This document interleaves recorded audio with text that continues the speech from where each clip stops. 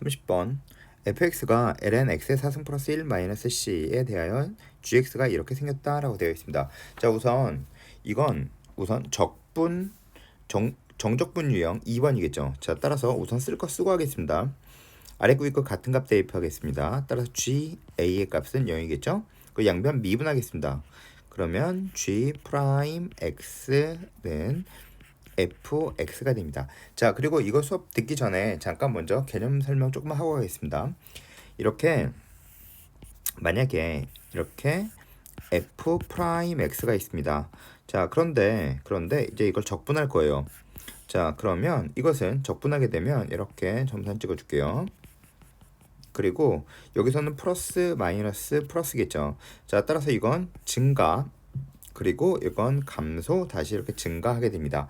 자, 그런데 이거 보세요. 잘 보십시오. 자, 이만큼의 영역의 넓이를 S1이라고 하겠습니다. 그러면 이만큼의 높이의 차이가 S1이 됩니다. 그러면 이만큼의 둘러싸인 도형의 넓이를 S2라고 하면 이만큼의 둘러싸인 도형의 넓이가 S2가 됩니다. 그러면 이만큼 둘러싸인 도형의 넓이가 S3라고 하면 이만큼 높이의 차이가 S3가 됩니다. 자, 그러면 여기부터 여기까지 적분한다 라고 생각해 보도록 하겠습니다. 그러면 S1 S2 플러스 S3겠죠? 즉 S1은 양수죠. 그리고 S2 음수, S3 즉 여기부터 여기까지의 높이의 차이를 뜻합니다.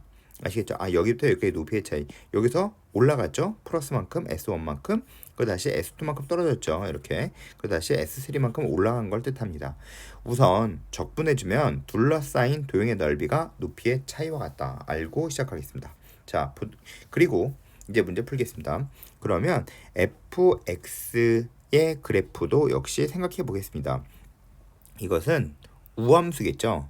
자, 그리고 로그함수의 그래프는 당연히 이렇게 생겼습니다. 자, 따라서 전체적인 그래프는 이거랑 같은 형태일 겁니다. 자, 따라서 계산하겠습니다. fx는 그래프의 개형이 우선 0을 넣어주겠습니다. fx에 0을 대입해주면 ln x 4승 플러스 1의 그래프를 그리는 겁니다. 자, 그러면 0 대입해주면 x에 0 대입해주면 ln 1이니까 0이겠죠. 그리고 그래프가 이렇게 생기게 될 거라는 걸 알 수 있습니다. 이렇게 우함수의 개형으로 이렇게 생기겠죠. 자, 그런데 마이너스 c라는 건 무슨 뜻일까요? 이거는 y축으로 c만큼 평이동했다는 뜻입니다. 즉 이렇게 c만큼 평이동하였다라는 뜻이 되는 겁니다. 자, 따라서 이것이 곧 x축이 된다라고 생각하시면 됩니다. 이것이 x축이 된다. 자, 그리고 이제 계속하겠습니다. 그러면 이것이 fx의 그래프입니다. 그러면 fx의 그래프를 다시 그려주면 이렇게 보실 수 있습니다. 이것이 x축이 돼서 자, fx의 그래프는 이렇게 생겨서 이거 너무 크게 그렸네요. 좀 작게 그리겠습니다. 그릴 게 좀 많아서요. 자, 좀 작게 그려보도록 하겠습니다. 이렇게 생겨서 fx의 그림은 이렇게 생겼다라고 볼 수 있습니다. 이렇게 생겼다라고 볼 수 있습니다. 이게 fx입니다. 아시겠죠? 자, 그런데 gx가 x축과 만나는 서로 다른 점의 개수가 2개가 되도록 하는 이라고 되어 있습니다. 2개가 되도록 하는 모든 a의 값을 작은 수부터 나열하여 a 알파 1, 알파 2, 알파 점점점 알파 m이라 한다라고 되어 있습니다. 자, 그러면 gx를 구해 보도록 할게요. gx는 자, 이제 잘 보겠습니다. fx를 적분하면 gx가 나옵니다. 자, 따라서 그래프의 개형이 이렇게 생겼다는 걸 알 수 있어요. 잘 보세요. 이거의 그래프의 개형이 여기선 양수, 음수, 여기선 양수겠죠? 여기선 음수겠죠? 여기선 양수입니다. 그래서 그래프의 개형이 여기선 이렇게 증가합니다. 이렇게 증가. 그리고 여기부터 여기까지 해선 감소. 그리고 여기선 이렇게 증가하는 그래프. 이게 바로 gx의 그래프입니다. 자, 그런데 gx가 x축과 만나려면 gx가 x축과 만나려면 ga의 값이 0이라고 되어 있죠. 그러면 모든 a의 값을 이라고 되어 있습니다. 이게 무슨 뜻이냐 하면 이런 뜻입니다. 이렇게 써서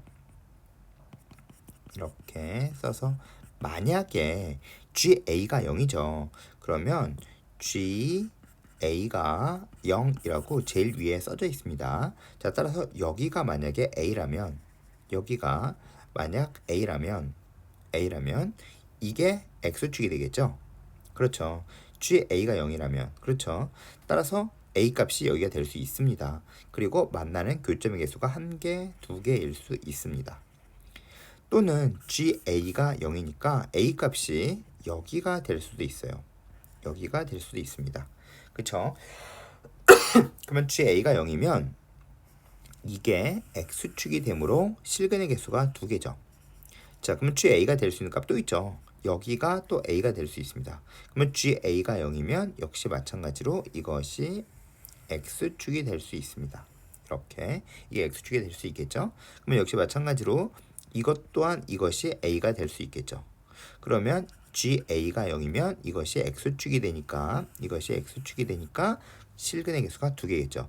다른 값에선 실근의 개수가 2개가 될 수 있는 값이 없습니다. 서로 다른 교점의 개수가 2개가 될 수 있는 값이 없어요. 예를 들어서 이렇게 생겼는데 만약에 a가 여기라고 생각해 보세요. 그러면 ga가 0이니까 이렇게 생겼겠죠. 그러면 교점의 개수는 1개가 된다라는 뜻입니다. 따라서 a가 될 수 있는 값은 이렇게 4가지가 있겠습니다. 자, 따라서 크기 순으로 나열하면 알파 1, 알파 2, 점점점 해서 am이다. m은 몇일까요? 따라서 m은 4가 됩니다. 개수가 4개밖에 없기 때문이겠죠. 따라서 m은 4라고 나왔습니다. 따라서 4개가 되는 겁니다. 자, 그러면 작은 값부터 시작하여 알파 1이라고 하였습니다. 그러면 이 제일 첫 번째 걸 알파 1, 두 번째 걸 알파 2, 세 번째 걸 알파 3, 네 번째 걸 알파 4라고 생각해 주시면 됩니다. 자, 그리고 이제 a가 알파 1일 때라고 되어 있습니다.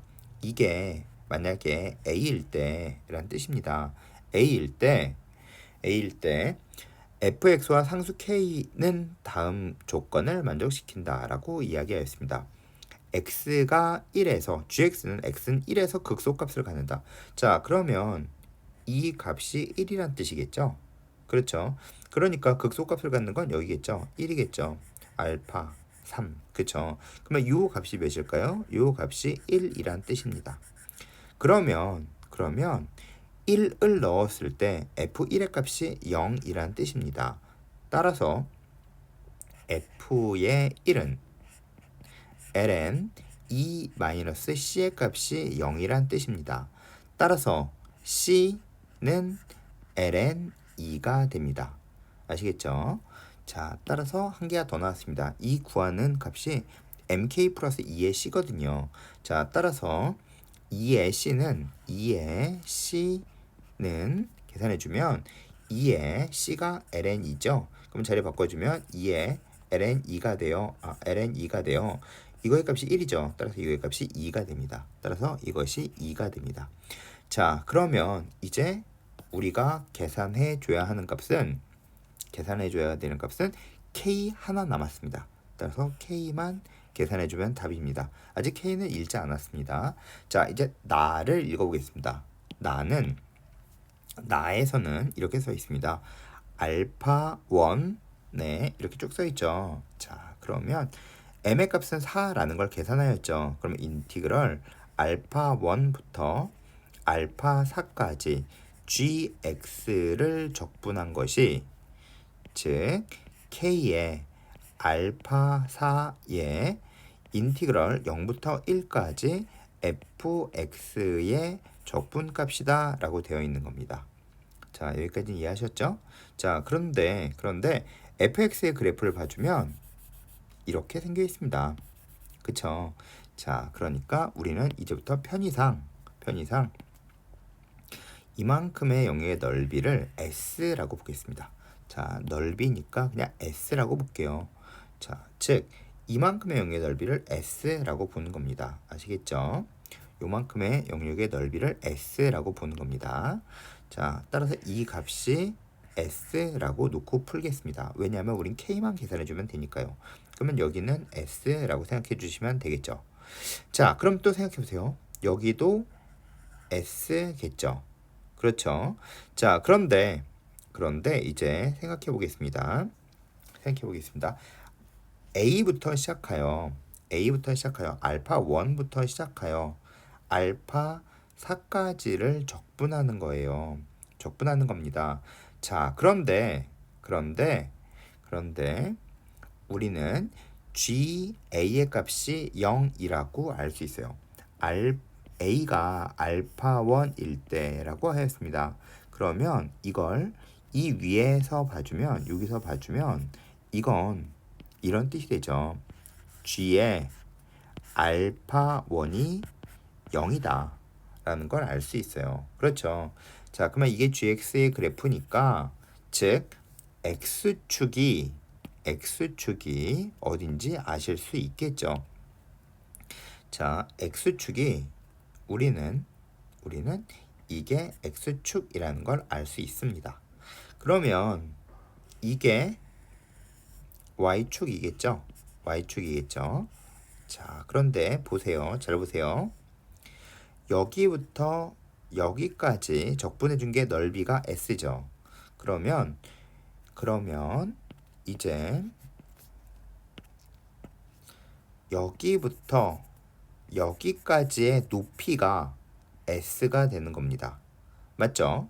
그러면 같은 이야기로 여기부터 여기까지 적분해 준 게 S죠. 그러면 높이의 차이가 곧 넓이와 같다. 여기부터 여기까지 높이의 차이가 S가 되는 겁니다. 아시겠죠?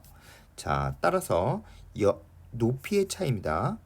여기부터 여기까지가 S, 여기부터 여기까지가 S입니다.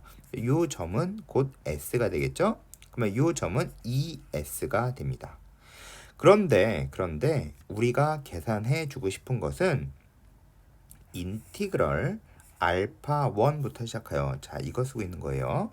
알파 4까지 gx dx를 계산하려고 하는 겁니다. 자, 여기부터 여기까지 계산하려고 하는 거죠. 자, 그런데 우리는 점대칭은 적분하지 않는다라고 배웠습니다.